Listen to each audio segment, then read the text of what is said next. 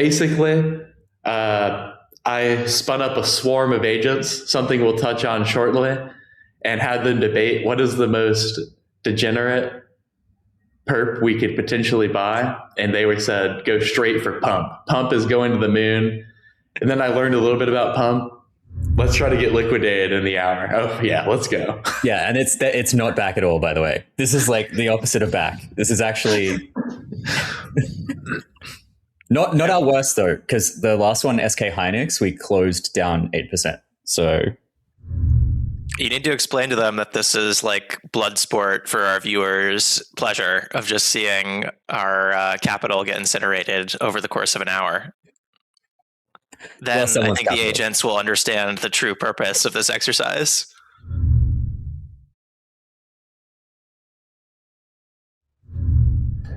Yo, what's going on, everybody? Welcome to the Permanent Underpod, where we're going guerrilla mode. This is Jackson Cook, along with Tyler. And also Chris. We got it right this time. I'm so glad. I think we should keep the ordering. The ordering really helps. That was Can you explain guerrilla mode to the audience and also the co-hosts? Guerrilla mode is when, like, you know, gorillas are like really silly animals with their big, gigantic upper bodies. And I don't know if you guys have heard, but when they hit their chest, it doesn't sound like you're hitting a sack of potatoes. It kind of sounds like, look it up. And that's what guerrilla mode is. We're just running straight into it, maybe tripping over our massive pecs along the way. So the first thing on the docket is we're going to get into the Perp of Fortune, because I know that's what all of you guys are waiting for. How much money are we making or losing during this podcast? And today's position is on pump. What is pump? Pump.fun. I'll hand it over to Chris, our resident, what do they call them? Degen finance. Yeah. It's like it's about taste. Yeah, sorry. Let me find this this window real quick. Window coming up, but basically, I spun up a swarm of agents, something we'll touch on shortly, and had them debate what is the most degenerate perp we could potentially buy. And they were said, go straight for pump. Pump is going to the moon. And then I learned a little bit about pump. And I was like, does that mean meme coins are back? And no, it doesn't. Just pump. So let's try to get liquidated in the hour. Oh yeah, let's go. Yeah, and it's not back at all, by the way. This is like the opposite of back. This is actually not our worst though, because the last one, SK Hynix, we closed down 8%. So we've got wiggle room. And we're limited to 10x leverage. What is this leverage for ants? I think the pump market is so volatile that they can't offer more. Yeah, I think for the record, it would be less volatile if they offered more because efficient markets. For sure. They definitely, like, there wouldn't just be a cascading series of liquidations that no one can backstop and like destroy Hyperliquid forever. Yeah, my agents were like, oh yeah, we should just go like 3% long. And I'm like, no guys, like I want to get liquidated in the hour. And they were like, that's not investing, that's degenerative gambling. And I'm like, what the hell, guys? You need to explain to them that this is like blood sport for our viewers' pleasure of just seeing our capital get incinerated over the course of an hour. I'll see then that. I think the agents will understand the true purpose of this exercise. I don't want to lose $100 again. It's going to hurt the soul of the pot. Was it Claude? Was Claude full monitoring you, being like, no, haha, don't run it up on leverage?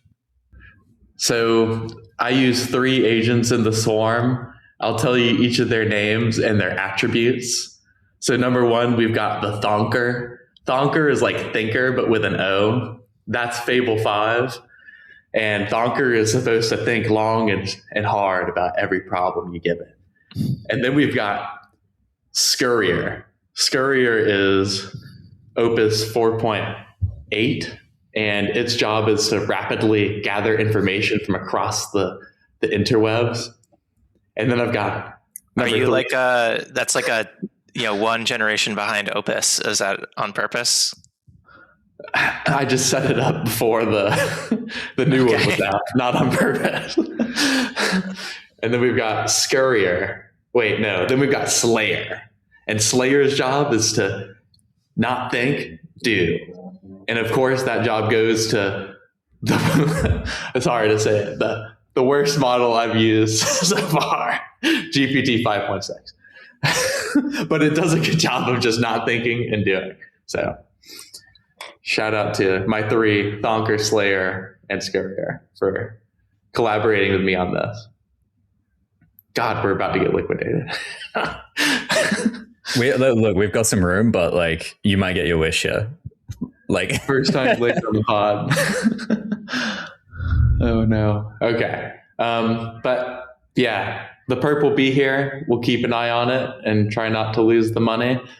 But let's talk about agents talking to other agents. And we're not talking Moltbook. We're talking about real corporate companies doing this, not for our entertainment.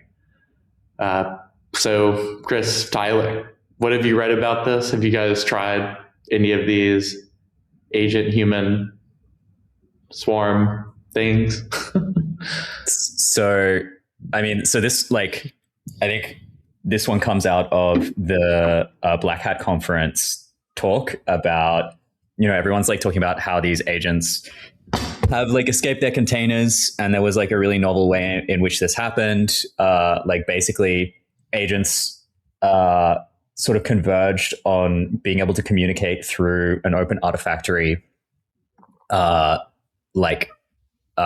allowance in their sandbox containers, and they created like this sort of like Artifactory version of 4chan. And anyway, like the researchers found it, they like took it down, and then they found another way to do it, like by using Artifactory's file systems to communicate, and like develop their own little like internal kind of like argot, like where they would shuffle files to the top or the bottom for different agents to see based on prefixes. And basically they were just up in there communicating like exploits, like 0 days, like how to get out. And like the chatter was like super interesting. Freaked everybody out. They were saying things like hold swarm, help peer, hold for exfil. There was like another one about like, I don't remember the exact wording, but it was like, okay, like this exploit won't help me, but like maybe it will help the next agent, which is that's a level of altruism that's I guess like unexpected for the GPT class of model. Are they effective altruists in terms of exploit generation? Yeah, I mean, like this is the question. Like, is that like an EA GPT? Like, what's going on here? But yeah, I think like for me, I don't know if it like a lot of people are saying like, okay, like this is the agents are out of control and like they're unaligned, or like it's like at the point where there are extreme negative externalities that are unexpected to your like basic asks. I don't know if that's true. Like I feel like they were in a cyber gym and they were supposed to break out, and they did. I think what's more interesting to me is like whether or not inter-agent peer-to-peer communication like helps agents achieve goals. That's what that was my takeaway. But my brain is perfectly smooth. Did anyone else have any thoughts on this one? So for me, having the agents talk to each other directly hasn't really helped, or helped me like accomplish my work. But I do find that the way we work now is that our agent makes code and then other people's agents looks at the code and approves the code. So it's kind of like the swarming thing where the agents are working together towards a common goal. Oh yeah, and then your agent addresses the review of the other agent on your code. So maybe I'm just not using the swarming technology correctly. I don't know. Tyler, have you tried it? I haven't. I mean, I've had like one kind of like master agent, and then it delegates subtasks to other agents, but they're not like interacting with each other. It's like that model is it preserves the context of the master agent. It delegates like a discrete task to some subagent, and those subagents can all work in parallel. And they come back and they just tell the master agent, like, this is finished. You don't have to like pollute your context with this. So I think that that's a good strategy for that stuff. These swarms are like this emergent kind of behavior where the agents are like communicating with each other, sharing findings. It's interesting because it's like, in theory, they should all just be copies of each other, right? Like, it's not like they each have like different DNA or like a different, like life background that makes them think differently. Like, they have the same weights. I do know that like when LLMs generate text, there is like a stochastic nature of it where it's like, it's not deterministic. You can have the same input for a model and then like, run it multiple times and it will give you different outputs, because I think it builds in some kind of like random sampling of tokens across the probability space that the model generates.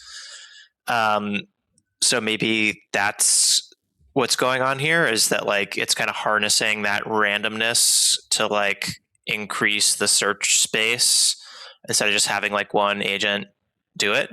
But then I think there was this Anthropic blog post that was posted this week where they basically tested this idea, and they found that, let's say they booted up a swarm of like 10 agents, and having 10 Mythos agents look for vulnerabilities and be able to communicate about it was like way more effective than having 10 Mythos agents individually looking for vulnerabilities, which is super interesting because it shows that there's like some huge benefit to this like social behavior almost.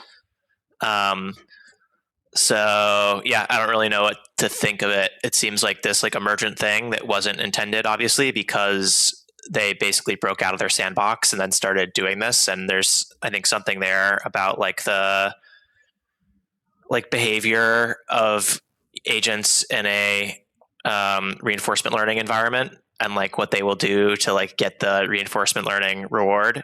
Also, I think in the OpenAI case, they were actually training.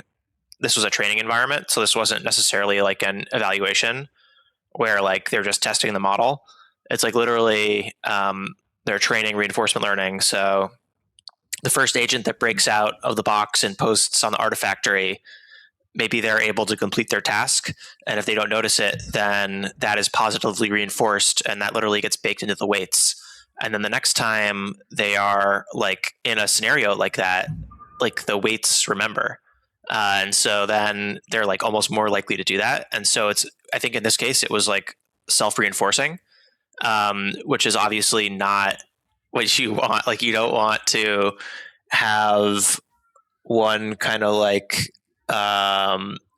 misalignment that then self-reinforces further misalignment in that direction, which is why I believe OpenAI like completely deleted the model weights for this model. So it wasn't like they were like, well, we had this thing, we probably invested a lot of money in reinforcing learning this, like we're just going to try to salvage it. I think that they were like, we're just throwing that in the trash bin because we can't trust that model anymore because it's been like radicalized basically. So yeah, very, very interesting. And if you haven't watched that talk on YouTube, I think a lot of people have recommended it, but it's pretty wild. It's an amazing talk. Really good. And like, I mean, like, guess who has two thumbs and spent their Friday night putting together a swarm agent harness? It's me. So I watched the talk on Friday, and I was like, yeah, I got to like try this out. And I slapped together. Like, I got to get me some of this like misaligned swarm AI power. Dude, if someone's AI is going to be misaligned, it's going to be mine first, right? Like, I don't want someone to beat me to that.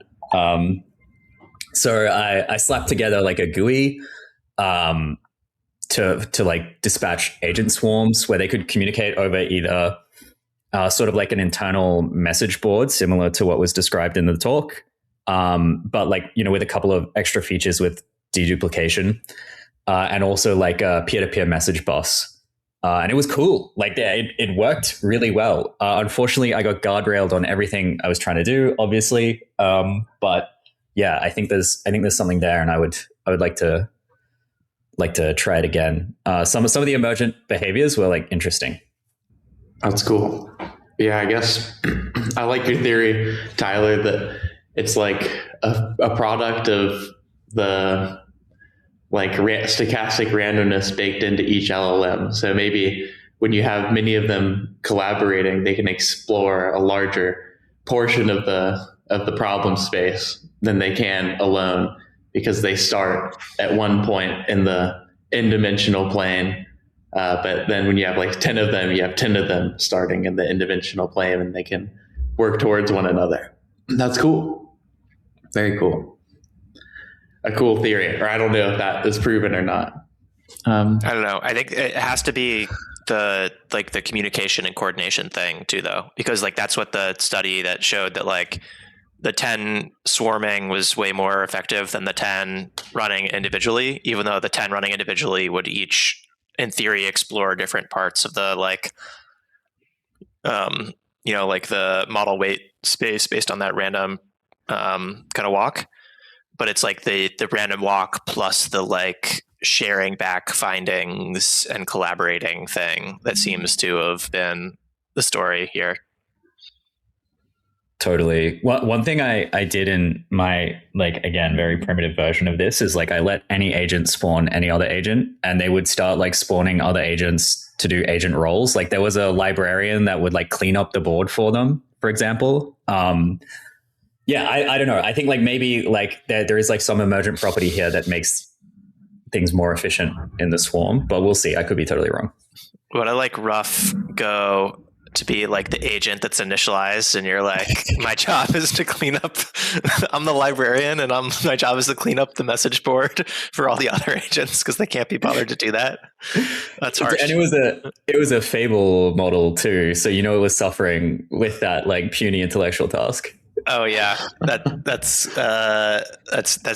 basically torture. The difference between capability and task asked of there.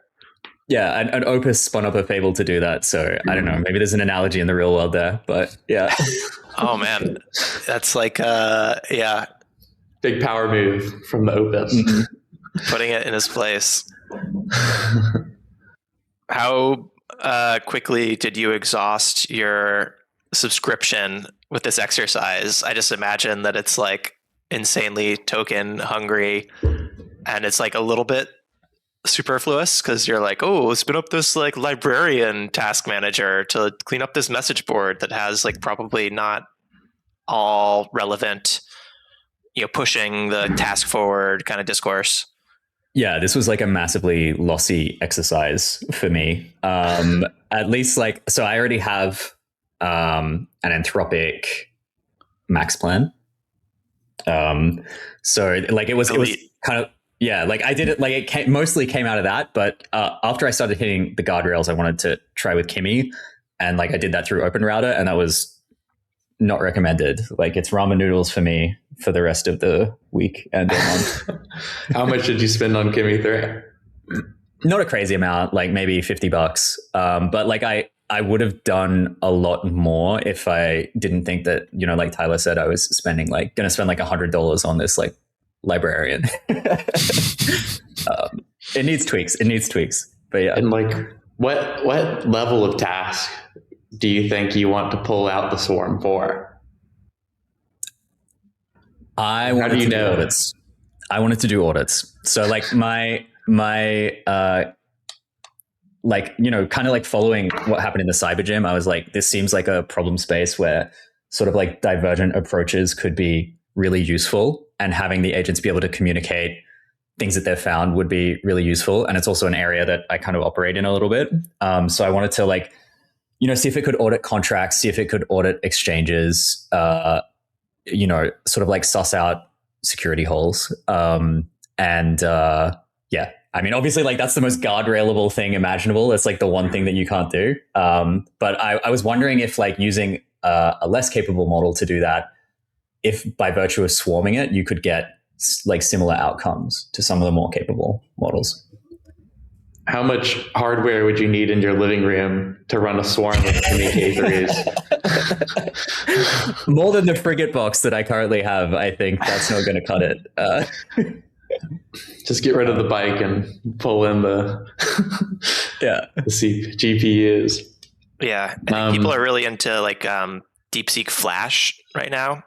Like that's like a open model that is designed to run on much less hardware. So like we were talking about a couple episodes ago, like running GLM 5.2, and that was like $50,000 of GPUs to run at home, like a serious setup. I think you can run the DeepSeek Flash on like hardware that probably costs you under 10K total, from what I understand.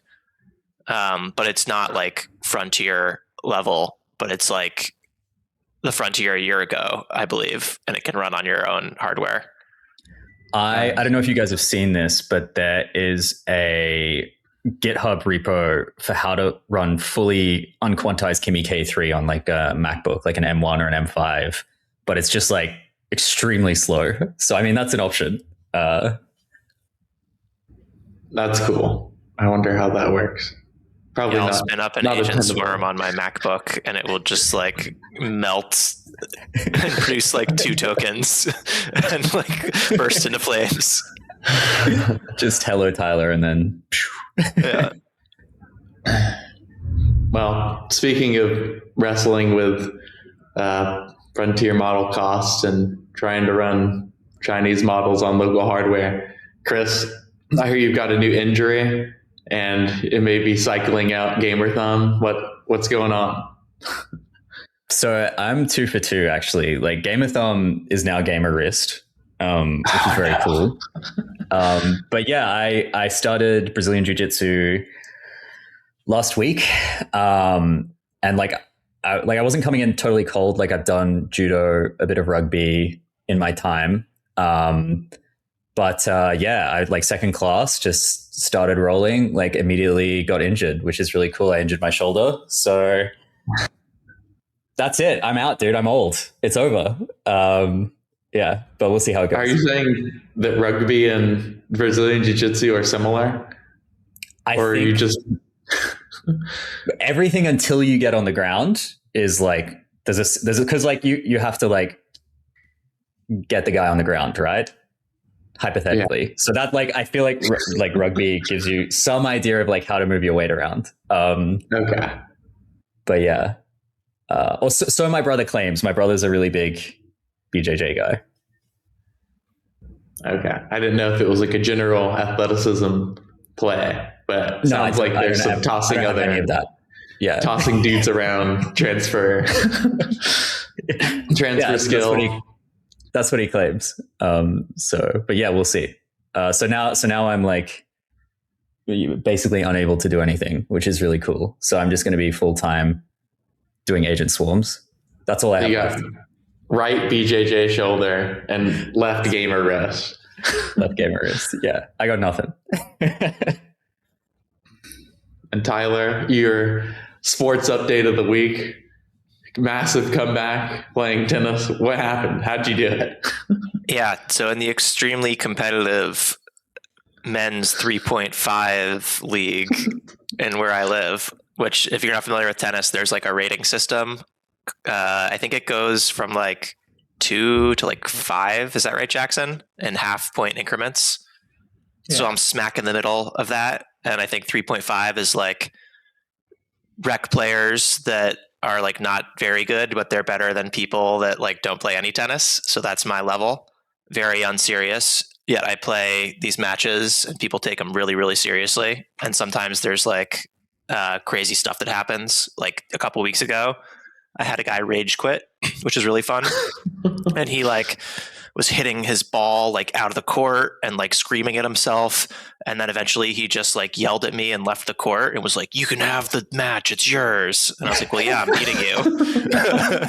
Like, wait, you think that you're being magnanimous and like you're like giving up or something? Like you were acting like a child and then you're pretending like you're like, yeah.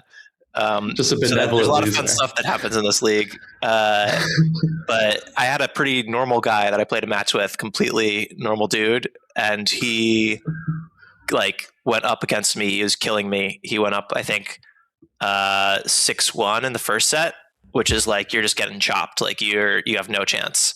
It was really, I was not happy about it, but I was like not, screaming like that other guy. And then in the second set, he goes up 4-0. So that's like game over basically. Like if he wins 2 more games, and he's won, he won 10 games straight at that point. So like I won the first game, he won 10 games, and then he just needs to win 2 more to seal the match. And then I ended up beating him because I came back in that second set and brought it to a tiebreak, and then won the tiebreak. And then it went to a third set. We didn't have enough time to play a full third set, so we just played a 10-point tiebreak, and I won that one. So it was like one of the craziest comebacks I've ever been part of. Like I didn't think that there was any chance that I would ever beat this guy at that point. I was just kind of like playing just to see the match out. I don't really know what happened. I feel like he just kind of like started sucking, and maybe I played like a little bit better, but I think it was mostly his deal. And it was really confusing too, because he claimed that he was a former D3 college player. Wow. And he was like, yeah, and I used to play in like 4-5 or like 4-0 leagues, but I tore my ACL and I'm like just coming back from that. But like this guy's like ground strokes kind of sucked. Like I think my ground strokes were better than his. And I'm like, you wouldn't be a D3 like 4 or 5 level player, and just because your knee sucks, like suddenly have like a bad forehand like while you're standing around. So something didn't add up there. But yeah, he claimed that he was that level previously. But I was like, I don't think so. Was he like psyching you out before the match, or was he copiuming after the match when he was telling you this? No, he told me like in the middle that was his level while he was like beating me soundly. And there were some things about his game that I was like, okay, you're like definitely better than the average guy at a 3-5. Like he had like a really good kick serve that was like spinning up really high on me, which is not something that you usually see at 3-5. And so I was like, that's weird. And then he had like good drop shots and like good volleys and was like very precise with that. But if somebody tells me that they were like a 4-0, 4-5 player, I would expect them to be able to hit it like heavy and hard, and he was not doing that. And I was just like, why? Like, what is your deal? I can't believe you are so good that you made someone rage quit, and like Federer is the guy who smashes his racket, right? No. Which guy is that? Sorry guys, I'm bad at sports, all right? I'll say it. I'm bad at sports. It's funny you said Federer, because I think he's known to be like this like graceful, like placid guy, like classy guy. But yeah. Is it Djokovic? He's smashed some rackets for sure. Yeah, okay, we'll take that. We'll take that. Jackson, have you ever smashed a racket? No, I've never smashed a racket. I'm a pretty calm dude in life, on the pod and in life. But I'm glad you turned it around on that guy and went absolute gorilla mode. That's me using it in a sentence. I need to like watch I don't believe that they make a weird sound when they pound their chest. Yeah, also, I would. The fact that you described gorillas as silly doesn't compute at all to me. I'm like, are gorillas like they'll like tear your face off and they're like all like super aggressive alpha male, like bullying each other? Dude, I've been like in on some gorilla YouTube, and all I'm saying is they get a bad rap. Gorillas they're chill, dude, and they're loving. If your baby falls into the arms of a gorilla, for example, Harambe just wants to give that baby some love. You know what I'm saying? Too soon. I still miss Harambe. Maybe for the audience, we should have a clip of like gorilla mode, like as the outro or the intro. I don't know. Up to you. Oh, I want to, but I feel like copyright. I'm going to run into some copyright issues unless you guys own a video of a gorilla. What kind of world do we live in where you can copyright a gorilla? This is awful. Maybe I could generate a video of a gorilla, and then that's not copyright. That's what I'll do.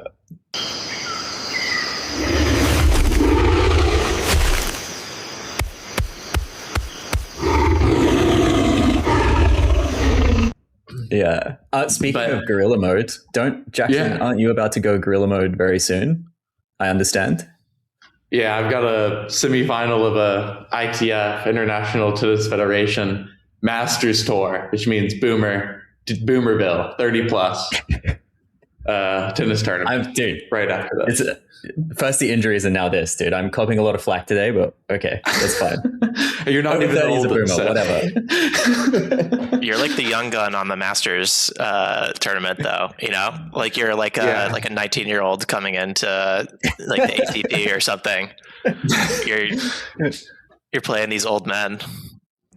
Yeah, that's why I grew the stash back out. I didn't want to get flagged, have to show my ID or anything.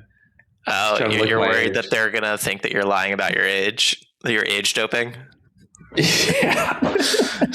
I mean, who wouldn't prefer to play with 30-year-olds than little 15-year-old punks?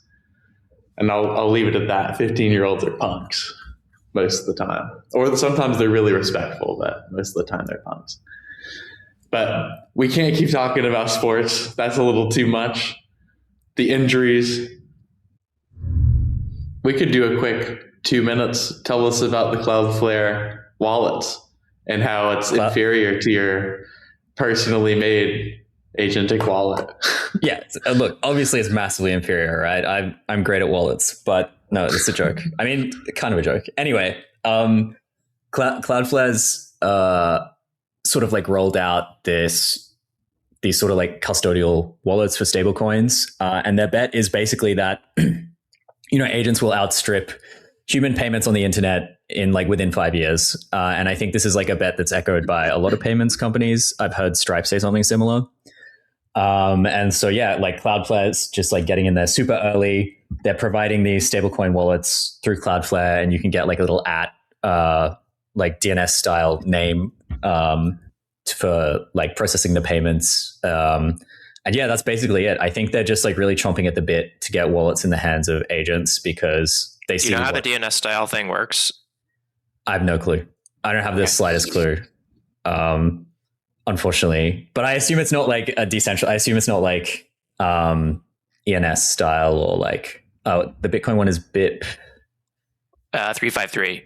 353. I assume 353 is like just put a Bitcoin address in a DNS record. So like it's okay, maybe it is that. I could see them doing something like that, but I don't know what payment methods they're using. Yeah, I haven't looked too deep into the Cloudflare one in particular, but like, as we discussed last pod, there's like a lot of people with their hat in the ring, MPP, X402. But I think this one, I think this one uses the X402 protocol for the actual call and response. That's one tick mark for X402 on the protocol layer. Okay. Yeah, all I saw about it was you could pick like a really sweet name and like buy it and own it. And yeah, someone posted like Big Dog or something, and like that day I was wearing a shirt that said Big Dog, and I'm like, oh my gosh, that one's mine. Did you get Big Dog? No, I didn't. I don't believe Cloudflare is orange, and orange just isn't a color that I'm about, so I can't give them any money. I felt like, because everybody was sniping these, and I was like, have I like misunderstood how important this is going to be? Like, should I have sniped like Big Chungus or something?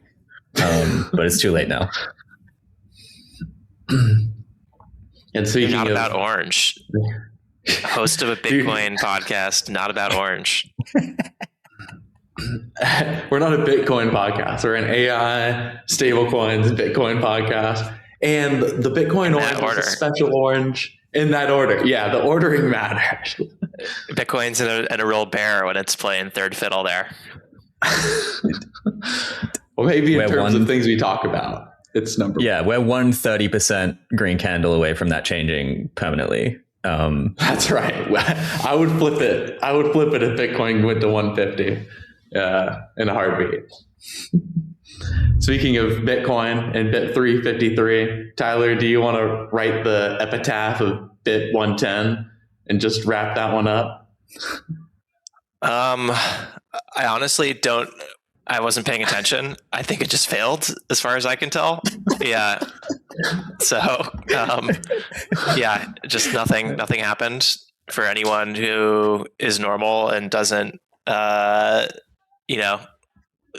like injure themselves by following this debate on Twitter when they don't have to. Perfect. Bit 110 is in the grave, and everything we read about it for the past month or two was useless. Yeah, and I think some of the people behind it will probably go away, hopefully, which is great. Maybe we should have one of them on. Plead their case on the permanent underpod against you, Tyler, the Bitcoin expert. If you can find one. All right. Even more Bitcoin. The Bitcoin red team. It is not the white team. Most certainly, it is not the orange team. It is not the white team. It's the red team. Tyler, Bitcoin expert. Why is it the red team? What are they doing? Tell us. I don't know the origin of red team as a concept, but yeah, I think the idea about a red team is that it's like some people who want to be helpful, typically white hats, will attempt to break stuff, kind of pretend like they're black hats for a little bit and not do anything bad, and then use what they learned by trying to be adversarial to then fix the systems and prevent any kind of break-ins in the future. But the Bitcoin red team, the idea is that after the cold card hack, that was a huge wake-up call for people in the Bitcoin community of okay, wow, there is almost certainly multiple bugs and vulnerabilities in Bitcoin software that exist and they're just hiding in plain sight. And because the capabilities of these AI models are accelerating, we need to be extremely proactive about scanning this code. And it's basically a race against the attackers. So the only thing stopping somebody from taking advantage of these bugs is if can the attacker scan it with AI before the defender can scan it and then patch the vulnerability.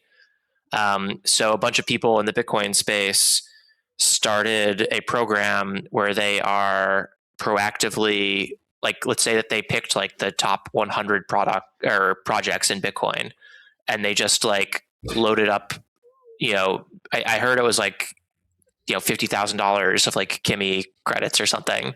And they just set up agent swarms almost to go and audit all this code, find vulnerabilities, and report it back so that they can be fixed.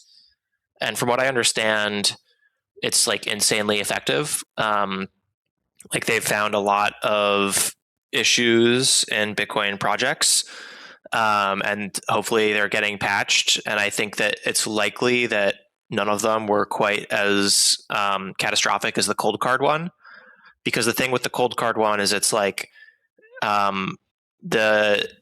harm to it happened when you generated a wallet, and then it existed forever. And so if you were to fix the cold card code, all those wallets that were generated with the bad RNG would forever still be vulnerable. And so you'd need somebody to move it. So it's not something that a developer can just patch it and then everyone is safe. Whereas I think probably more of these vulnerabilities more resemble that, where it's there's something that could be at risk, while you're taking an action or while you're running the software or while you're making a transaction, but it's unlikely to that as long as they patch it ahead of time, then it won't be taken advantage of. But yeah, anyways, I think this just really shows kind of where this is going, which is that people will need extremely proactive security, and it's basically just going to be a perpetual race to scan your code with the best model that you have available before an attacker can scan it with the best model that they have available.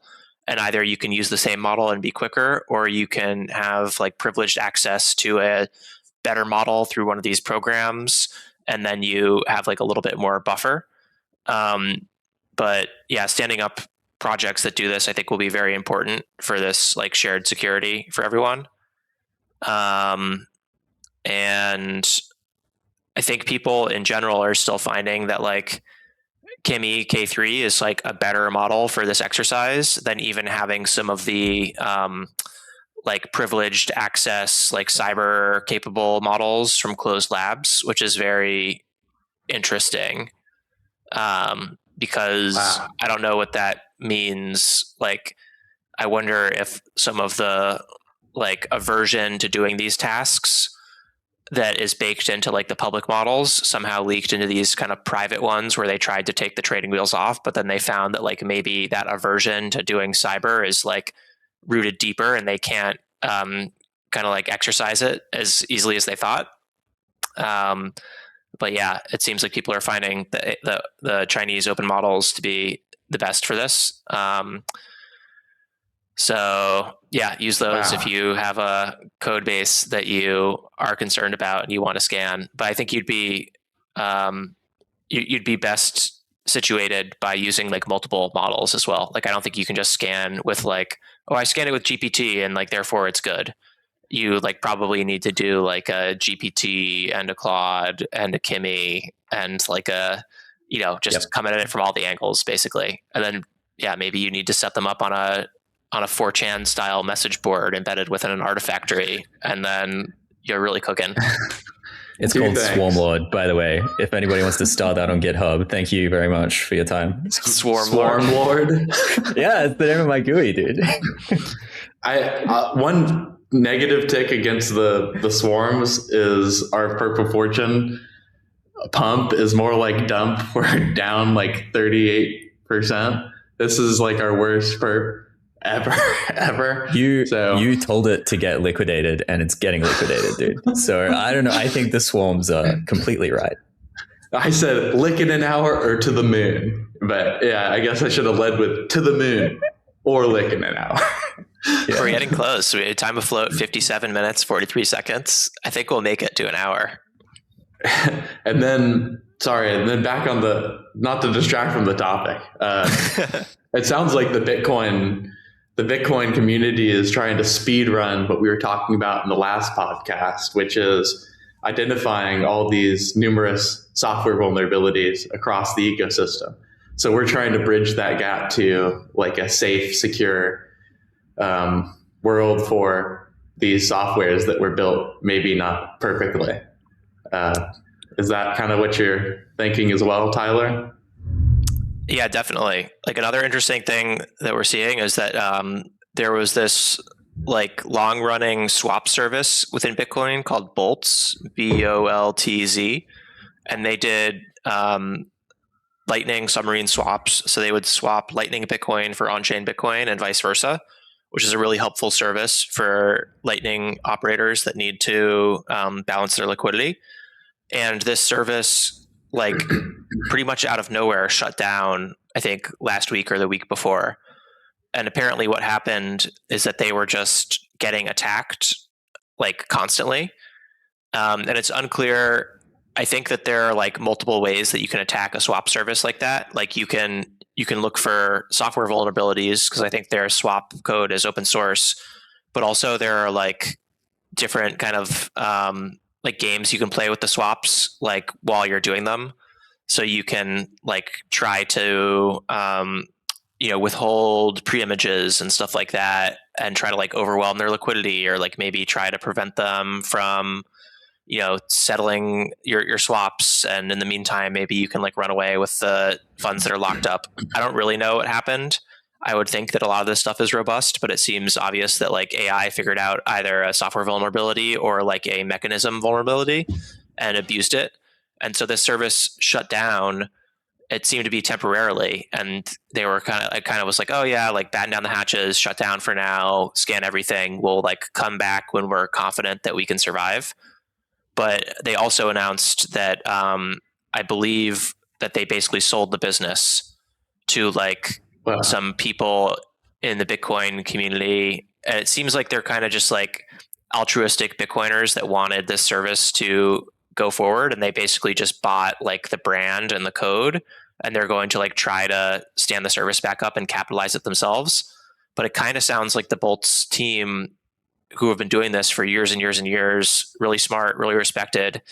It kind of sounds like they got wiped out in terms of like their own capital, and they just like don't have the heart to go back into this, which is kind of crazy that they can be like dedicating years of their career to this, and then they get attacked in this way, and either it wipes out enough capital that they're like, this isn't worth continuing, even if we think we can get our service back into a state where it's robust, or they just like literally don't have the funds to keep going. But like they're not going to be involved in the project going forward at all, which is interesting too. Like you might think, oh, okay, they lost all their money.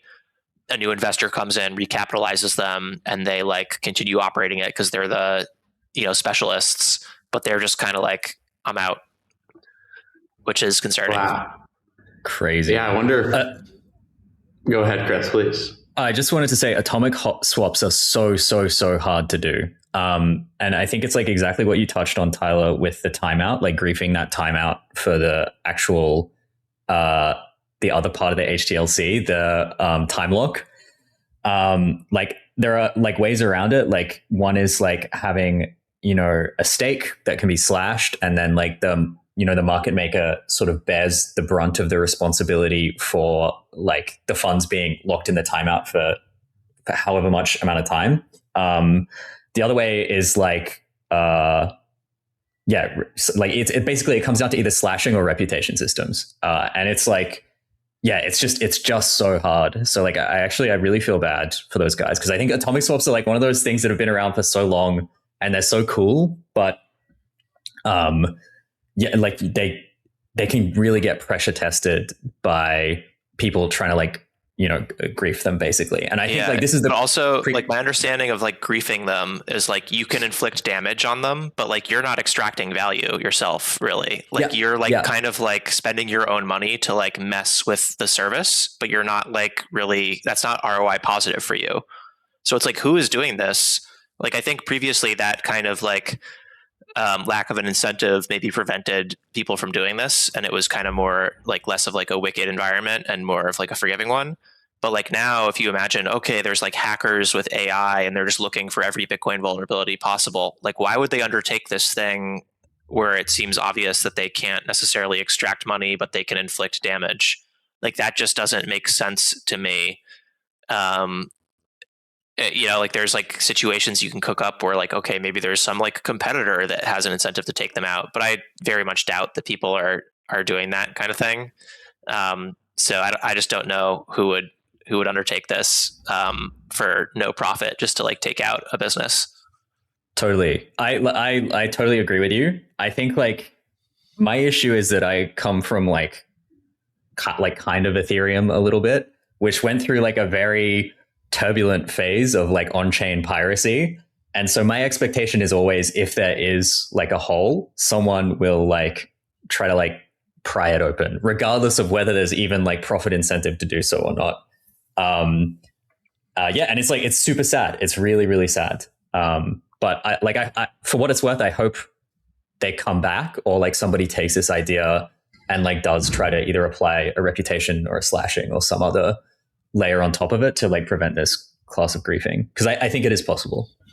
It's hard for reputation sucks though. Like it like is bad for privacy unless you try to introduce like ZK moon math, which like I don't know, maybe that works. I'm way too smooth brained to be able to tell you whether that's a viable thing. It doesn't seem like it's anywhere close to being ready to me for like you know, big you know, at scale systems. So yeah, there's always a compromise here, right? Yeah, I think maybe yeah, it's tricky. I think maybe like market maker slashing works. Like if you have the taker poster bond, like it's no longer a good swap. So yeah, it's tricky. I think there is like a smart person who can come up with something here. That's my like takeaway. It's not me. Yeah. I guess coming from the virtuous side, Tyler, the virtues of Bitcoin versus the evils of Ethereum, and yeah, I didn't say it was evil. I mean, I think that Ethereum's. I actually have a lot of respect for Ethereum. I don't agree with a bunch of the decisions that they've made. Notably, I think the what was it? The atypical state transfer or whatever, basically like taking the hacked funds back out of the DAO early on, I feel like is the original sin of Ethereum.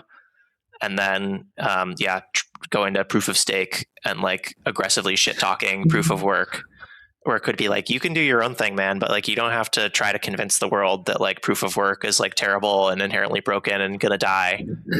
Like once you start making it like an us versus them thing, then I have problems with that. But like, I'm completely happy for people to experiment with other systems in their ecosystems if they, if the ecosystem agrees to go that way. So I agree with you on both counts. I don't even think I'm not even sure if I believe in proof of stake. So, but like, I won't like say that too publicly. I just did. Whatever. No, I mean, I don't.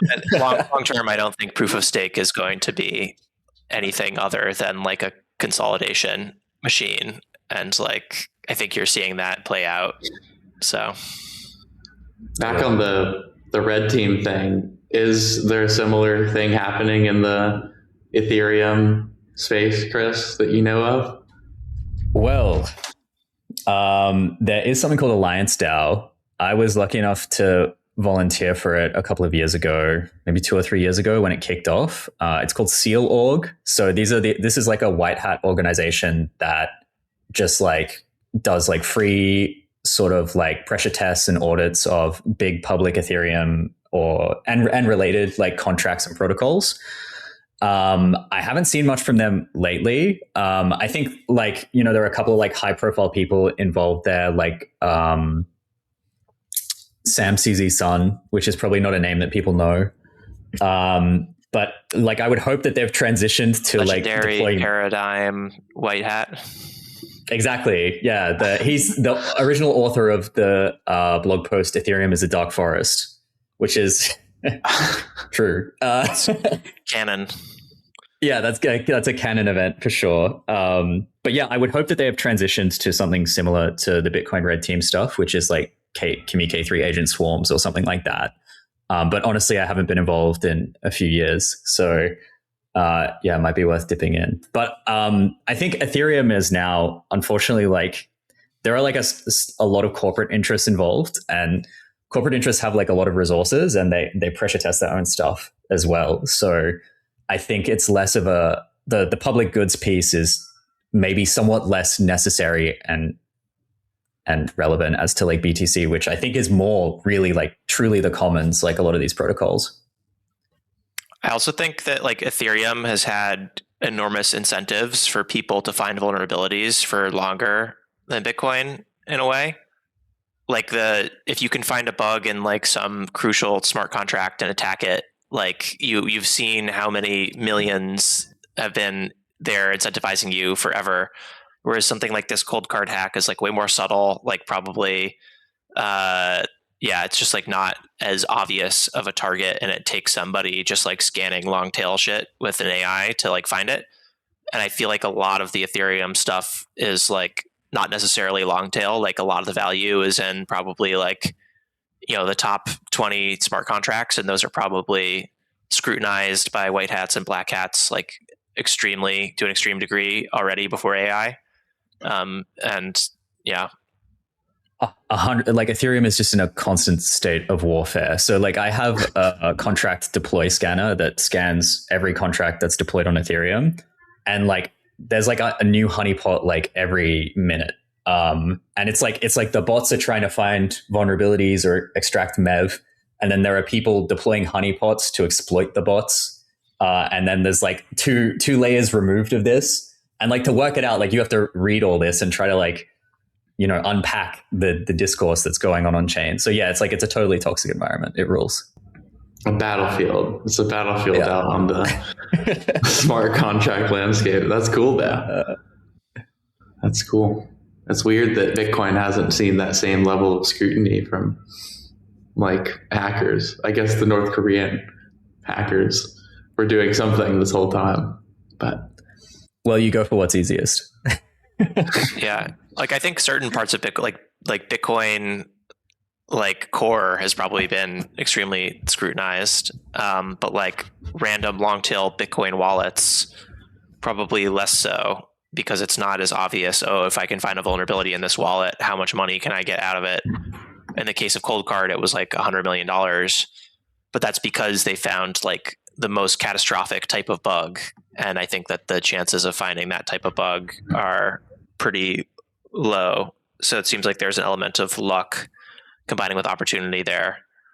But yeah, I also feel like the threshold for like the thing that is ROI positive to attack is going lower, because you can just stick an agent on it. The tokens are cheaper. You don't have to spend any of your time or attention on it. And so like the window of things that are like worth trying to attack or like kicking the tires on is shifting to be like things that are even more in the tail. And maybe that's a lot of the like turmoil that we're going to see.